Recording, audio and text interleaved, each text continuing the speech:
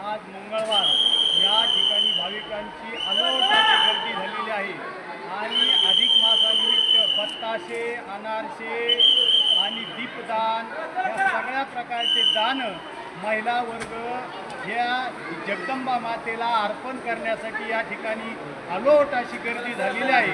अधिक मासाच्या पर्वणी निमित्त जगदंबा मातेला साकडं घालण्यासाठी आणि अनेक प्रकारचे भाविक या ठिकाणी दर्शनासाठी आलेले आहेत। त्याचप्रमाणे जगदंबा देवी सार्वजनिक ट्रस्ट यांनी पण या ठिकाणी आलेल्या सर्व भाविकांच्या पिण्याच्या पाण्याची स्वच्छ अशी व्यवस्था केलेली आहे। त्याचप्रमाणे भोजनाची पण व्यवस्था केलेली आहे। त्याचप्रमाणे दर्शन रांगेमध्ये सुद्धा सगळ्यांना आनंद प्राप्त व्हावा म्हणून सुद्धा शावरचं या ठिकाणी संस्थांमार्फत उपक्रम राबविण्यात आलेला आहे।